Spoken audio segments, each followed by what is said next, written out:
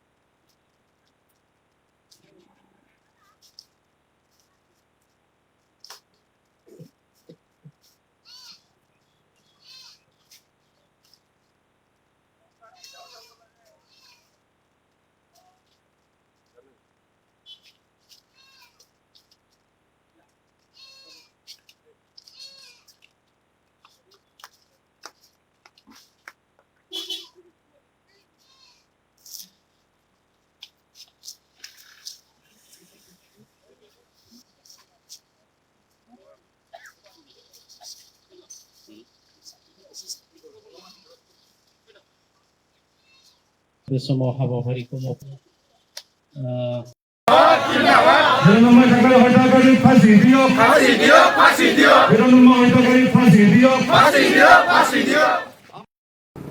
गवालपारा जिल्लानि दुधनैनि हिरण्य खाख्लारिखौ जि मोनसे अयनाय भाबै बुथारनाय बिनि बेरेखायै सारा आसामाव जि मोनसे आवाज दिनै जाखांदों जों खौसेथि बर' सुबुं आफादनिफ्राय बै जाथायखौ कन्डेम खालामदों आरो जि बर' हिन्जावसाफोरनि सायाव अयनाय भाबै रेप आरो हिरण्यखौ मार्डार खालामनाय जि जाथाय बे जाथायखौ जों सोंखारिदों आरो भबिष्यत जाहाथे कुनु बर' आइजोआ जिनाहारि जानाङा आरो कुनु बर' सुबुङा अयनाय भाबै सोरनिबा आखायाव जिउ गोमानाङा बिनि थाखाय सारा बर' हारिया जों जयै खामानि मावदों। दिनै दुलाराय बर' फरायसा आफादनि दैदेननायाव जि मोनसे रेलि जादों बे रेलियाव खौसेथि बर' सुबुं आफादनिफ्राय जों बाहागो लादों आरो जोंनिफ्राय जों गोख्रों भाबै सोंखारिदों बै जाथाय खालामग्रा जि कालप्रिट बे कालप्रिटखौ उचित तदन्तनि गेजेरजों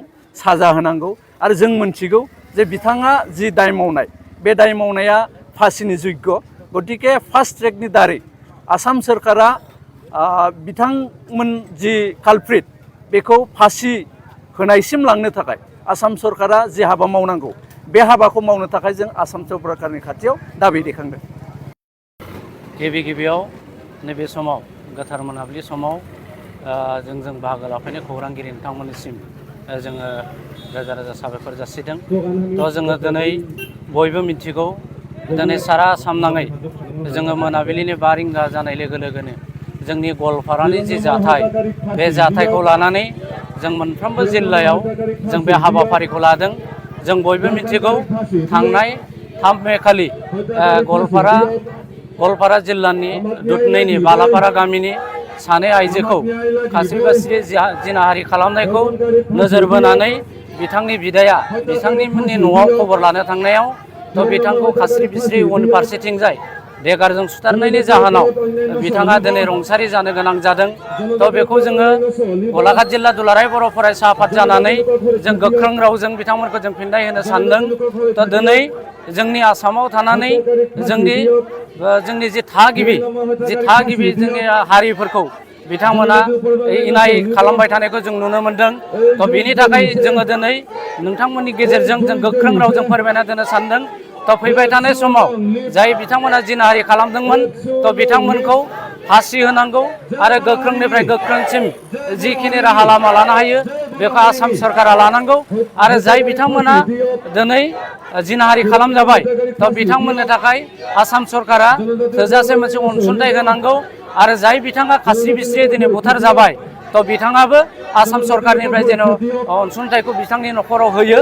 थ' बेखौ जोङो दिनै नैबे समाव जों आसाम सरकारखौ जों दाबि दिखांदों आरो जों दिनै बेखौ फोरमायबावनो सानदों जे फैबाय थानाय समाव जाहाथे नै बेफोरबायदि जि हाबा जि अगेन हाबा बे हाबाया जाहाथे जाया जों बयबो मिथिगौ जे जोङो मानसि माहारि हिसाबै जों मालाबाबो बिदि जाथायखौ जों खालामनो हाया जाय मानसिया जुनार आखुनि जायो बै जुनार आखुनि मानसिफ्रासो बेफोरबायदि खास्रि बिस्रि जे जिनाहारि खालामनाय आरो मानसि बुथारनाय बे हाबाफारिखौ बेफोरबायदि हाबाखौ खालामनो हायो जों बयबो मिथिगौ थांनाय समाव जिथुनाखि बैसागु फोरबो बिथां सानै आइजोआ बैसागु फोरबो जानानै थांफिनबाय थानाय समाव